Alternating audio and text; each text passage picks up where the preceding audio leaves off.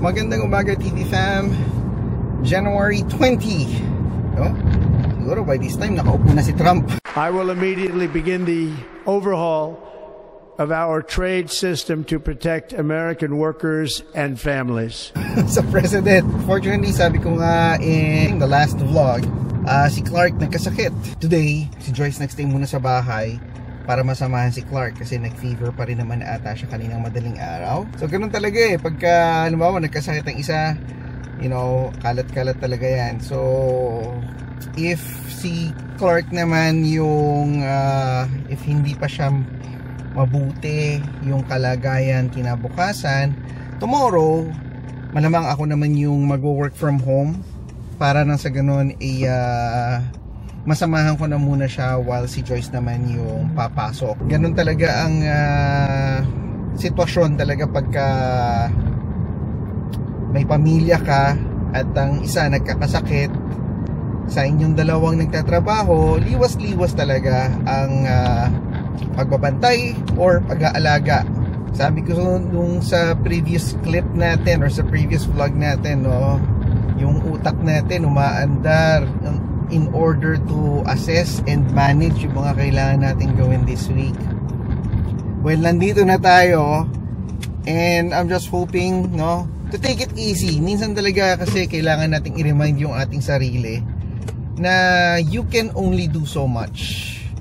Laging yan ang ating sitwasyon. Uy, nagkakaubusan kagad ng parking. Hanap muna tayo ng parking, ha. So yung sinasabi ko nga, hindi sa lahat ng bagay mananalo ka talaga eh.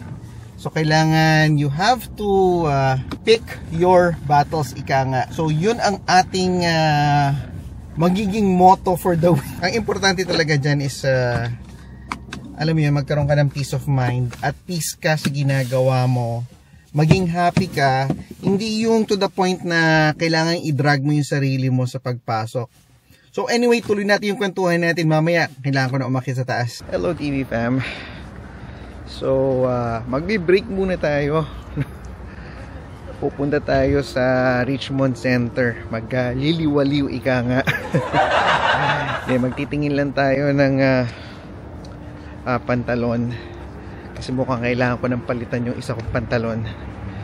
So tingin tayo, baka may mga sale. Samahan nyo ako. So ito lang yung nilalakad natin. Pagtawid natin ng bush na to, akalain nyo mall na yan. Yan na yung mall. Diba ang lapit? Kaya pag stress lang tayo, wag din natin seryosohin masyado ang trabaho. Alam ko, pinagkikitaan natin yan. Pinanggagalingan ng kinikita natin yan. Pero hindi lang dapat naka-revolve yung buhay natin sa trabaho natin. Dapat konting relax din. Kasi importante nga, sabi ko sa inyo, importante sa atin ang peace of mind. Dapat well balanced. So ikot muna tayo sa mall para makapag-unwind ng konti. It's currently -1. Yun ang weather ngayon sa labas kahit maaraw. Kaya masarap lumabas. Yan yung mga complex na nandyan. Yan, malapit na yan magbukas. Soon enough. And I can just imagine, mas dadami yung tao dito sa Richmond Center. Ito na yung pasokan natin sa mall. And andito tayo sa Old Navy. Pasok tayo sa loob. Baka makapiright tayo. Pero ayan, medyo yung binibenta nila dito puro pang spring na. Ayan, tingin tayo dito, pantalon. Tingin tayo ng hindi maong. Uy, may sweater. Clearance. Ayan o, clearance na. Tingin tayo dito. Ang hinahanap natin pantalon usually straight cut lang. Pero siguro tingin tayo dito. So nakabili tayo. Kanina nagtitingin ako ng salamin doon sa Iris, yung parang optical shop. Kaso lapit sa akin yung incheck. Mukhang masama yung pakiramdam, nakamas tapos stuffy nose. Kaya lumalayo ako pero lapit pa rin, lapit. So it end up lumabas na lang tayo ng store kasi baka mahawa pa tayo. So anyway, balik na tayo sa office at na lang tayo mag ikot-ikot. Hello TV fam. It's 5:04 and uwian na naman natin. Parang malungkot eh, no? Matanda ko anong pinag-uusapan natin kanina dahil parang naiba yung mindset natin. Yun pala, yung nabanggit ko nga, no? So bukas ako yung nakatoka, talaga nakatoka eh, no? Ako yung nakaschedule na magbabantay naman kay Clark kasi nga hindi pa ganun kaayos yung kanyang pakiramdam at nag-fever pa siya kanina. So hindi muna namin siya papapasukin. So ang gagawin natin ngayon is essentially pupunta tayo sa tindahan.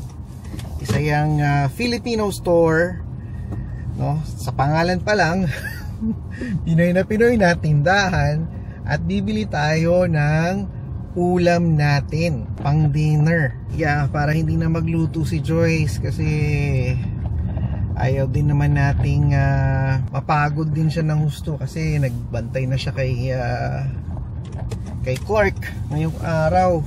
So daan tayo ngayon sa tindahan, bili tayo ng mga gusto niya. Sana nandun pa yung mga balak niyang ipabili. Gusto kasi niya sanang bilhin is champurado, menudo at saka Korean beef stew. Yun yata. So tingnan natin, sana meron pa, no? At malaman din natin kung ano yung magiging damage. Magkano ba yun? Ang orderin natin siguro medium or large. Depende kung gaano kalaki yung karne.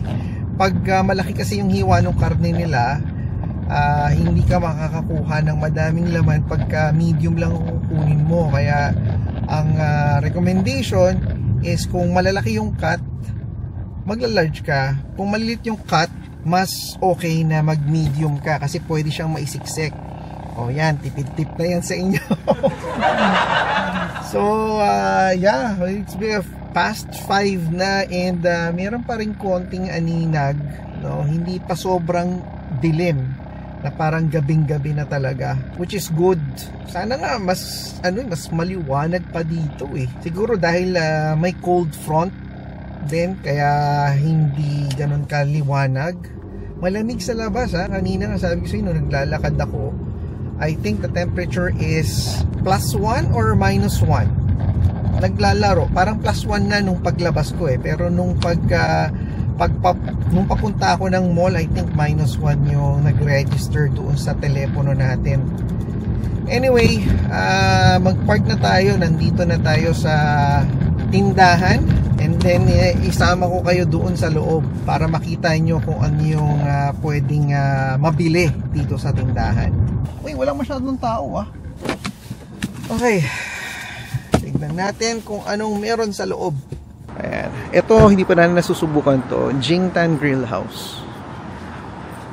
Ito yung tindahan. Yan. Hello. Yan. Tingin tayo dito. Meron pa kayong champurado? Ito po. Ayan. Kuha ko ng isang small. Small champurado. Sige, please. And then, isang large na menudo at saka sige, Korean beef stew. Saan ang Korean beef stew? Ito ata, Korean beef stew. Hindi, adobo yan eh. Ayun, nasa likod. Hindi, fish. Menudo. Ito siguro nasa dulo. Large na ano po? Large na menudo. And then meron pang Korean beef stew. Meron pa po, ito po. Okay. Sige, na lang, medium na Korean beef stew. May tortillas. Gusto niyo pong box?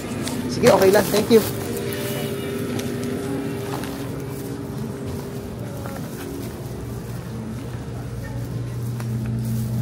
Hello.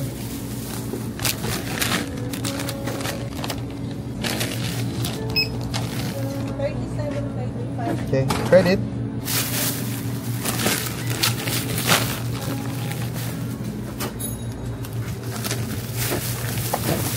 So, nabili na natin ang ating ulam for tonight. Madulas. Hindi maayos ang pagkakakamada. Alam niyo ba ibig sabihin ng kamada? Yung pagkakapak. ating pagkain, kaya kailangan inayos ko pa kasi kung di mahuhulog at baka matapon. Tapos na ang ating pagbili. O saan yung ilaw? Medyo madilim. Yan, madilim na kasi. So itong tindahan, sabi ko nga sa inyo, siguro alam nyo rin naman to sa mga previous vlogs namin, nabanggit ko na dito kami usually kumukuha ng aming ulam pagka nagkakaroon na ng pagkagipit. No, hindi kasi pagka halimbawa na naisip mo na magtitipid ka na, ayan, tindahan na ang go-to natin. Dahil mas matipid yan kesa sa delivery. Yung binayaran natin doon sa ulam na binili natin, parang ano ba, $35. So meron ka ng 3 ulam, meron ka pang chips, no, pang dessert. Ewan ko ba ba't pa bumili ng chips, tayo naman ay nagda-diet, pampalubag loob ba yan? Kasi minsan pag stressed ka, parang gusto mong rewardan yung sarili mo eh. Pero yung pagbili ko ng pantalon at saka ng t-shirt kanina, hindi yung reward. Kailangan ko lang talaga kasi yung ating pantalon existingly is lumiit, kaka-dryer. Hindi lumiit dahil lumaki tayo. Pwede na! Lumiit dahil parating nadadryer. So yung waist niya pasok pa naman, pero yung sa hita parang naging parang fitted na. Ayoko kasi nang nagsusuot ng pantalon na medyo fitted na ganun eh. Mas gusto ko yung komportable ka, hindi yung parang kang suman na binalot na talagang yung hugis mo halos pag nakaupo ka is nakikita na dun sa pantalon mo. So kaya tayo bumili ng kapalit na pantalon. So yun, nakita ko rin na merong clearance na long sleeves. So pati yung long sleeves kinuha na rin natin kasi 50% off eh. Magkano ba siya? Parang $19. Original niya is 44. Binibenta na lang siya ng $19. Diba? Pwede na yun. Hindi siya yung typical nga na usually pag ako bumibili ako, yung mga binibili ko dapat less than $10. Maximum na yung $10. Ngayon medyo lumampas-lampas tayo ng kaunti doon sa regular budget natin kasi nakita ko naman na wala pa ako nito eh. So binili na natin, tsaka malimit lang din naman talaga tayo bumibili ng damit. Usually kung hindi pa ako bibili ni Joyce ng damit, hindi ako bibili ng bago unless kailangan, halimbawa sa isang occasion kailangan ganito yung suotin mo, then tsaka ako bibili. Pero on a regular basis hindi ako bumibili ng damit. Usually si Joyce ang nagbumibili ng damit para sa akin, hindi dahil sa gusto ko siya yung bumibili, pero hindi lang talaga ako mapagbili ng gamit na alam ko meron pa ako. Kumbaga yung damit na meron ako hindi ko pa kailangan palitan, hindi pa butas, or pwede ko pang gamitin yung existing ko. Kasi isipin mo sa isang araw, ilan ba yung damit na susuotin mo? Di ba isa lang naman usually. So sa ilang araw sa isang linggo? 7 araw sa isang linggo. Sabihin mo ng 2 klase, may panglabas at mayroong pangbahay. So kung tutuusin, sa pag pinag-uusapan natin t-shirt pa lang t-shirt, 14 sets, sobra-sobra na yun. Kasi lalo na yung sa paglalaban naman namin, yung paglalaban namin on a daily basis naglalaba kami. So yung 14 hindi ko pa nga kailangan yun kasi nga pagka gamit mo kinabukasan laba, sa gabi tuyo na kagad yun. Pwede mo na kagad ulit suotin. So in reality sa lifestyle namin hindi talaga kailangan ng madaming damit. Ito ang isa sa mga bagay na alam kong hindi ko priority. Kumbaga okay na ako sa 3 t-shirt na pangbahay, or and then yung pang-alis siguro mga 7 t-shirt or polo combined na yon. Yung pang-opisina ganun din. Pag halimbawa pinipili ko, meron ako siguro ilang pirasong polo, sabihin mo ng 5 o 6. Pero mas madami akong polo ngayon kasi nga yung mga dati kong polo hindi ko naman pinalitan, no? So susuot ko pa rin siya. And then meron akong 3 klase ng pantalon. So ilang outfit na yon, pagka ini-interchange mo, multiply mo yon into the number of pants that you have. And ganun kadami yung outfit na pwede mong i-combine. Pag kinumbine mo sila na pwede mong masuot. So, not necessary. So, pagka meron na akong set na nasusuot, okay na yun. Kapareho pag sa sapatos. Sa sapatos, ang pang-opisina ko, 2 lang. Isang black at isang brown. Yan na ang parating pinagpapalitan natin. Tapos, on a Friday, nagra-rubber shoes tayo. Kaya, comfy shoes ang sinusuot natin. Or sneakers. Yan. So, yun lang. Anyway, napahaba ang ating kwentuhan at naibanggit ko lang sa inyo na ganun yung ating state in terms sa pagde-decide ng halimbawa, pagbili ng mga damit, no?